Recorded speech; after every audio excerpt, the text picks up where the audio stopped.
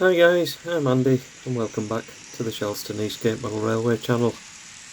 In this, episode 1 of the Class 56 project, I'm going to be taking this 1980s Mainline Class 56 and making some adjustments, improvements to not only the running of the model, but also experiment with the look of the model. The Mainline 56 was made by British toy makers Palitoy in Colville, Leicestershire. This was until 1985, when the American owners General Mills closed its toy department and sold the Mainline brand onto Dapol. I was lucky enough to find one of these highly detailed models at my local model railway shop last year, and for the bargain price of £20. In this short series of videos, I will be servicing the model, converting it to DCC, have a look at the changing of the directional lighting, and finally having a go at weathering the model. In my opinion, this early 80s model was way before its time in its detail and build quality. From the box, it has a driver and second man fitted, exceptional roof and grille detailing, and separately fitted handrails and pipes to the front and rear. The paintwork is a nice deep BR blue and the printing is crisp and clear. The motor is a basic Ringfield setup, but it has copper pickups to all of the axles, making it a decent runner. I will begin by stripping the model down to give the motor a service and see how it looks inside. Thank you for joining me for part 1. Here we go.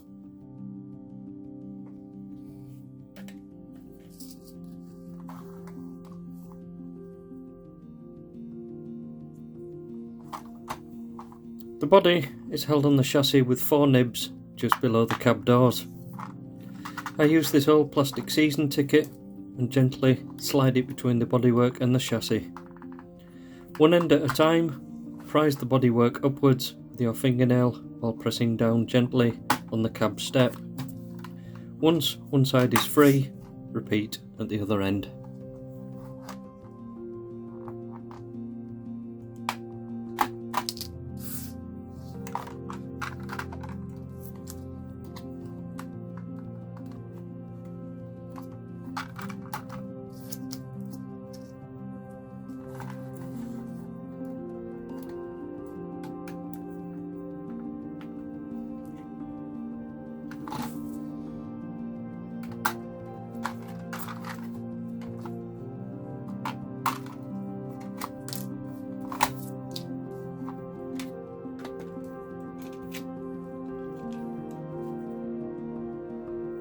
Here we can see the front light wiring, black pickup wire, the chassis weights, and at the back, the motor and the rear light connections.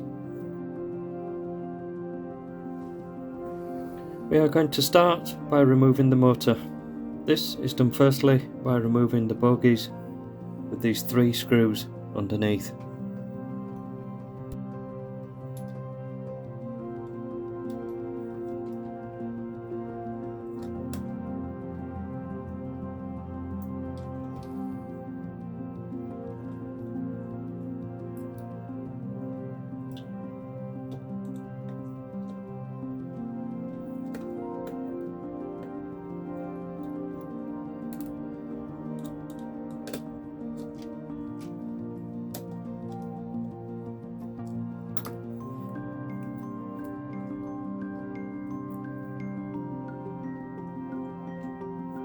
The bogie lifts straight off, revealing the copper pickups underneath.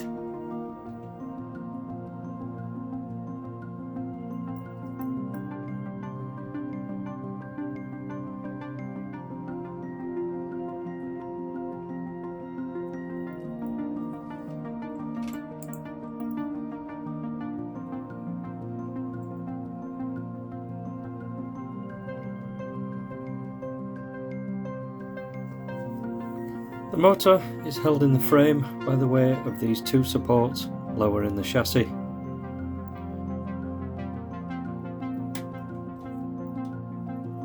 You must remove this bracket and then the motor can be slid out of the chassis by turning it slightly.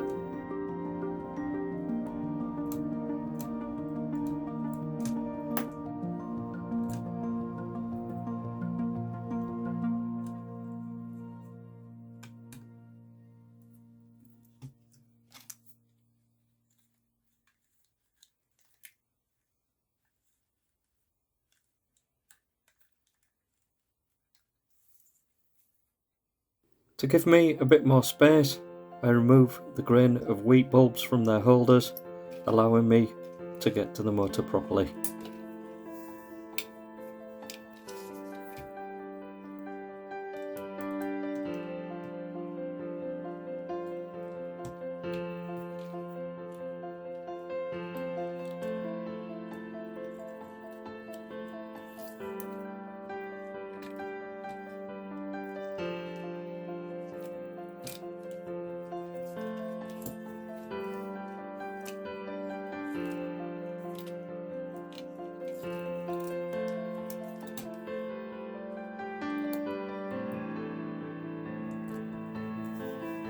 The ring field type motor in this model is slightly different to the standard Hornby ring field, as there is no access to the springs or brushes. You must remove the cover to get them out.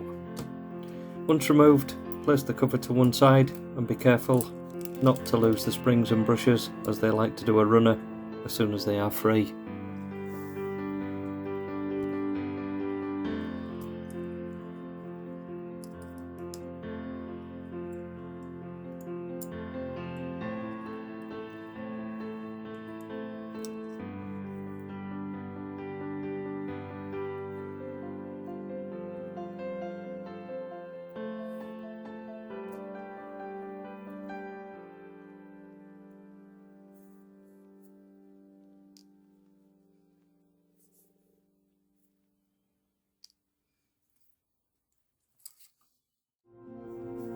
With isopropyl alcohol and a few cotton buds, I give the commutator and motor housing a good clean. It's surprising how much gunge builds up in here.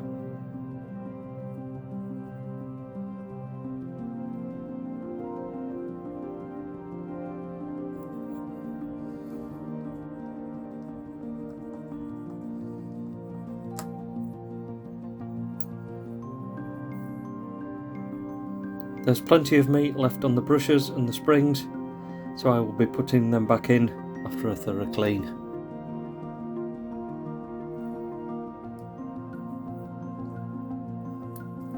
The pickups are given a good scrub, and the commutator cover also. There's a lot of muck in here.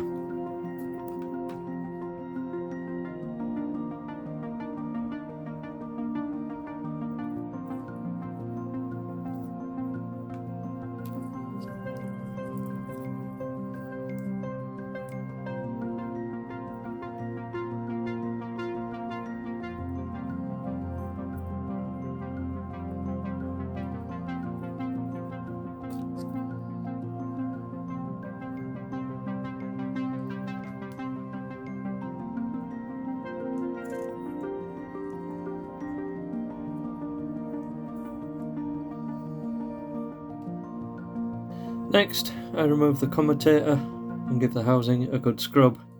Be careful, there are two small washers hiding down here.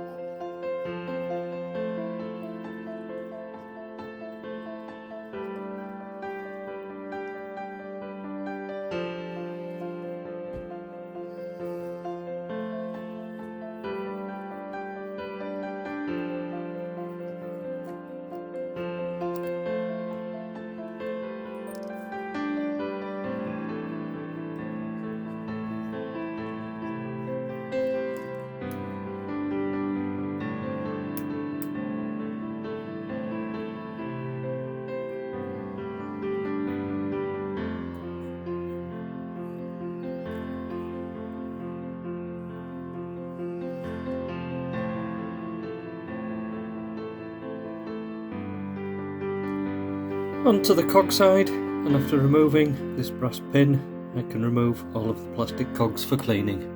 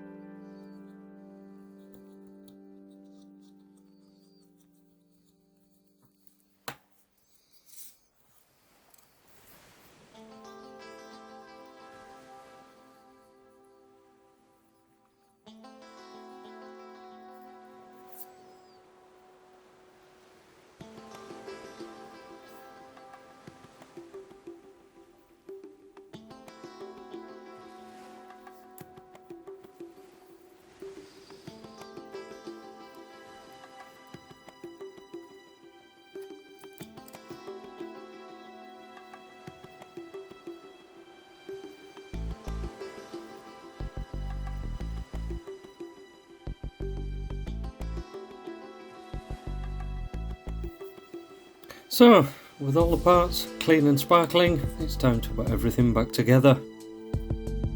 I start by lightly lubricating the cog shafts with white grease, followed by a small amount on the cog teeth, motor shaft and fixing pin.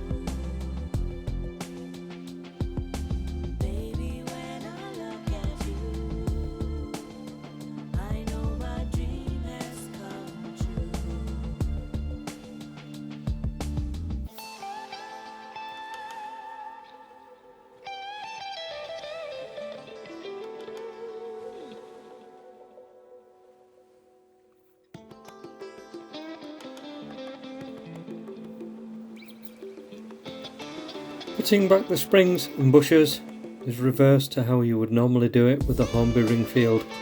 So spring first, then the brush, nib end first.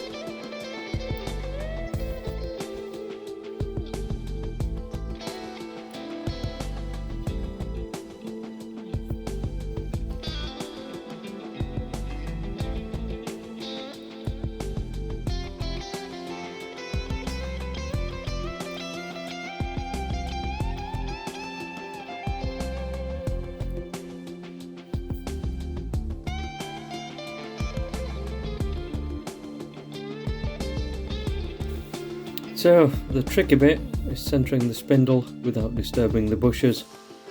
This is really fiddly.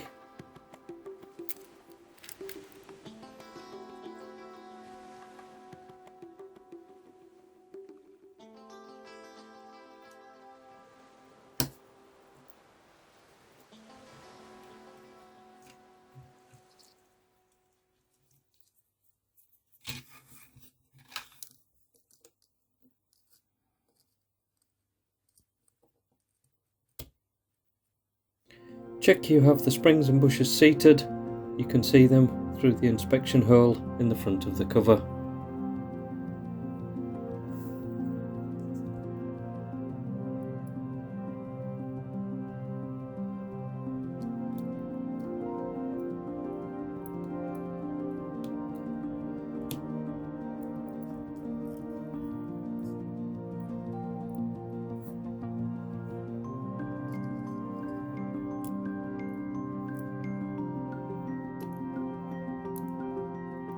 With the motor complete, I give the wheels and axles a scrub before lightly greasing the cogs and refitting.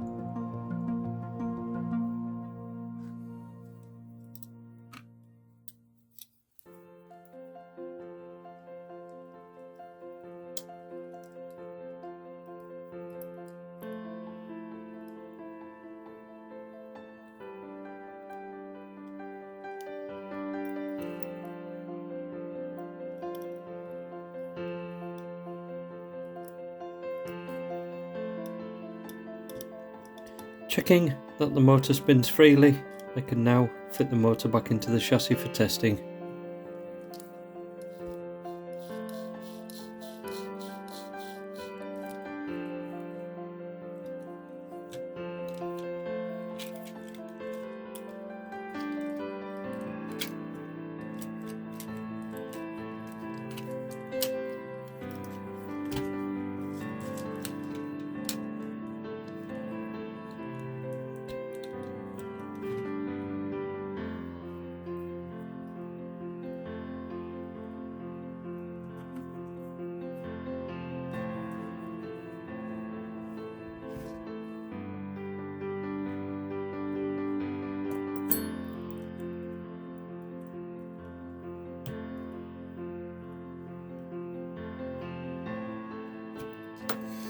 With the motor secured, test that the bogie moves freely in the chassis.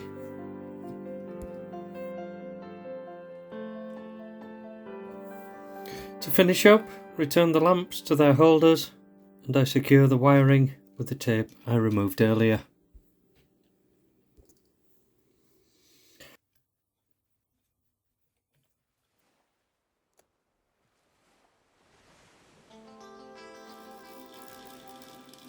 Onto the test track, and the newly refurbished motor is performing great.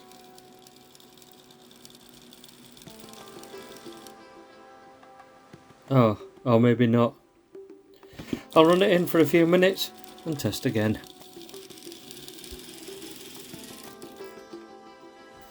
So, a long-winded video this time, maybe not to everyone's taste, but I hope this may be useful to someone out there who fancies a go at loco maintenance. If you've made it this far, then thanks for watching, and please join me for part 2, where I will be converting this loco to DCC. Bye for now.